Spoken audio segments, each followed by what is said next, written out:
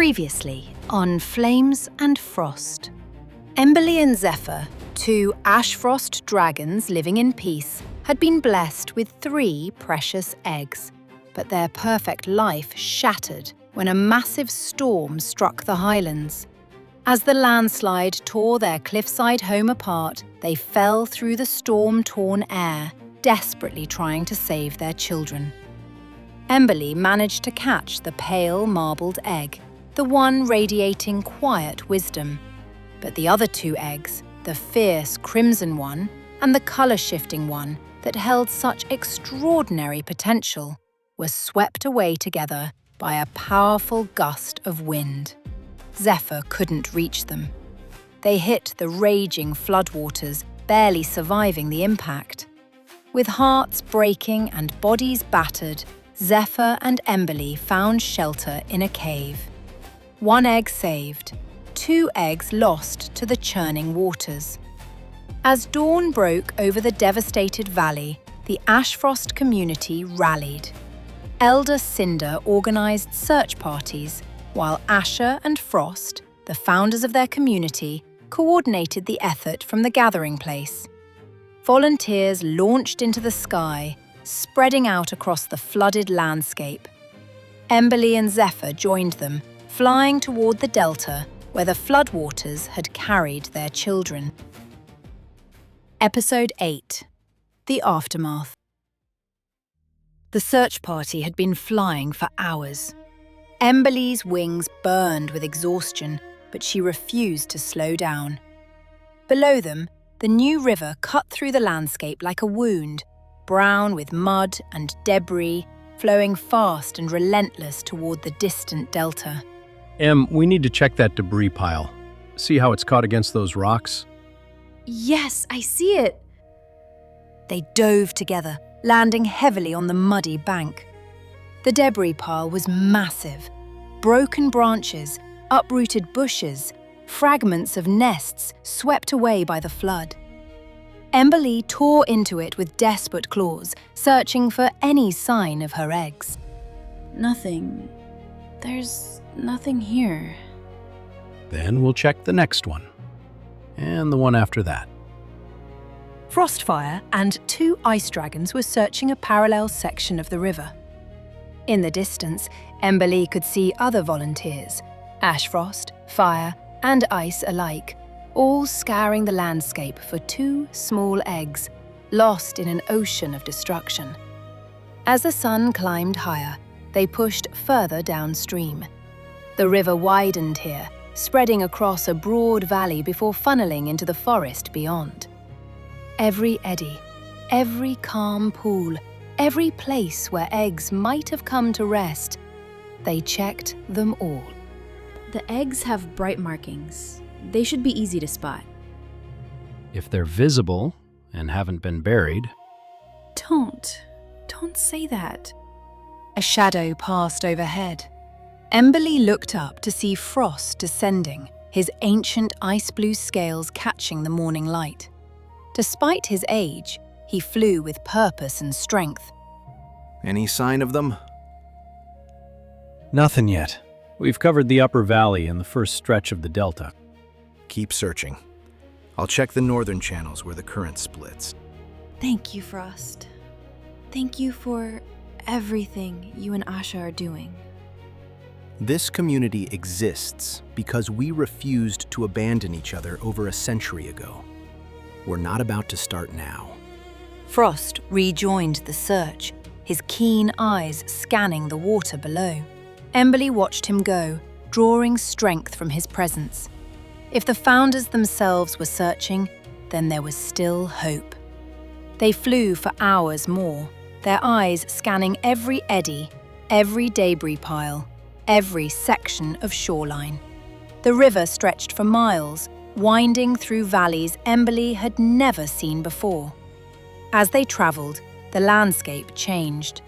The familiar highlands gave way to foothills, then to flatlands, then to a vast forest of ancient trees. They found debris from the flood, broken tree branches, boulders that had been carried miles from their origins. The remains of animal nests swept away in the deluge, but no eggs, no sign of their children. They could have drifted into the forest. The river branches there, see? There's multiple channels. Then we searched them all, one at a time if we have to. As the sun reached its peak, they landed on a rocky outcrop to rest. Neither wanted to stop, but their bodies demanded it. They had been flying for hours on no sleep, with injuries still fresh. If they pushed too hard, they would be no use to anyone. Emberlee stared at the river, watching debris float past. Somewhere in all that chaos, her children were drifting. Or had already come to rest. Or had been crushed. The not knowing was agony. I can only hope they're alive, Zephyr. Even if we don't find them, I hope they survived. They're alive. We're going to find them. You don't know that. You can't know that. You're right. I can't. But I choose to believe it anyway. Because the alternative will break me. And I can't break. Not yet. Not while there's still a chance. Emberlee leaned against him, drawing strength from his solid presence. They sat in silence for a time, gathering their reserves, preparing to continue the search. As afternoon stretched toward evening, exhaustion finally won. Emberlee's wings trembled with every beat, and Zephyr was barely keeping altitude. They had searched miles of river, had checked countless potential resting places, had found nothing. We need to turn back. We can barely fly and we still have the egg at home. Just a little further. Maybe around the next bend. There's always another bend. We've said that a dozen times today. We need to stop. We need to rest. Tomorrow we search again. She wanted to argue, wanted to keep searching through the night, but her wings were trembling with fatigue. If she pushed harder, she would fall from the sky, and then she would be no use to anyone.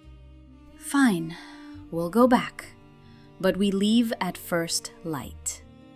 The flight back to the gathering place was the longest of Emberlee's life. Every wing beat took her further from where her lost children might be. Every mile felt like abandonment. When the gathering place came into view, Emberlee felt a spike of panic. The egg. Our egg. What if something happened while we were gone? Crystalline gave us her word. I'm sure it's safe. They landed heavily on the stone platform. The gathered dragons looked up. Ash frost, fire, and ice alike, their expressions a mixture of hope and dread. Elder Cinder approached, his aged features tight with concern. Any sign? Nothing. We searched all the way to the forest edge. Miles of river. Nothing. Cinder's expression crumbled, but he steadied himself. The other search parties have returned as well. Frostfire covered the eastern tributaries. The younger dragons scouted the immediate area. No one found anything. Asher emerged from the upper caves, her coral orange scales dimmed with age, but her eyes still sharp. She moved slowly but with purpose, approaching Emberlee and Zephyr. Come, both of you. You need food and rest. I need to see our egg first. Please. Of course. Crystalline has been caring for it all day. Don't worry. It's warm and safe. Asher led them toward the caves, her presence calming despite the circumstances. Frost landed nearby, having returned from his own search of the northern channels. Nothing in the north. The current there is too fast. Anything in the water would have been swept south into the main channel. Then they're gone. They're beyond our reach. We don't know that yet.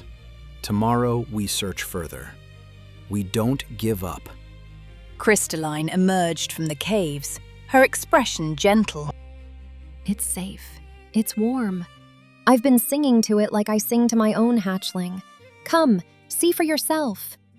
Emberlee followed Crystalline into the cave with Zephyr close behind. There, nestled in the warmest nest Emberlee had ever seen, surrounded by heated stones and soft moss, was their egg. The pale marbled shell pulsed steadily, its silver white and coral orange surface glowing with healthy energy. Thank you. Thank you for keeping it safe. You can take over now. This nest is yours for as long as you need it.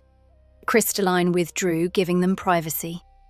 Emberlee settled beside the egg, feeling its warmth, sending out her senses to touch the life within. The hatchling responded, a gentle pulse of recognition. It knew her. Despite everything, despite being separated and passed to another's care, it knew its mother. Hello, little one. We're back. We searched all day for your siblings. We didn't find them, but we will. We won't stop until we do. Zephyr curled himself around both Emberlee and the egg, his larger body creating a protective barrier. Sleep now, both of you. Tomorrow we search again. A soft sound at the cave entrance made them look up. Asher stood there, carrying fresh fish and warm stones. You need to eat, and these stones will help keep the egg warm through the night. Asha, how do you bear it? You and Frost have lived so long, seen so much. How do you bear the losses? Asher settled the stones around the nest, her movements slow but sure. You don't bear them alone. That's the secret Frost and I learned when we were exiled, when we lost everything we knew. The weight of grief is too heavy for one heart, but shared among many, it becomes something you can carry. This community will carry this weight with you, Emberlee. Every dragon here feels your loss as their own. Tomorrow, we search again. Emberlee felt tears sliding down her scales. Not just grief now, but gratitude. For Asher's wisdom, for Frost's strength, for a community that refused to let them suffer alone. Thank you. Rest now. You'll need your strength for tomorrow. Asher withdrew, leaving them in the warm darkness of the cave. But sleep was elusive. Every time Emberlee closed her eyes, she saw the eggs falling through the storm. She saw them tumbling into the water, saw them crushed by debris, saw them broken and lifeless on some distant shore. The images tormented her, keeping sleep at bay despite her exhaustion. Beside her, Zephyr's breathing never settled into the deep rhythm of true sleep. He was awake too, haunted by his own fears, tormented by his own failures. They lay together in the darkness, each pretending to sleep for the other's sake, each drowning in private grief. Outside, the night wind whispered through the highlands, carrying with it the scent of rain. Another storm was coming, more rain to swell the river, to carry the eggs even further away, to bury them deeper beneath mud and debris. Time was running out. Emberlee could feel it. With every hour that passed, the chances of finding the eggs alive diminished.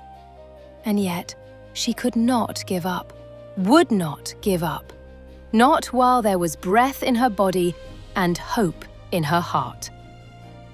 Somewhere in the darkness, miles downstream, two eggs continued their journey.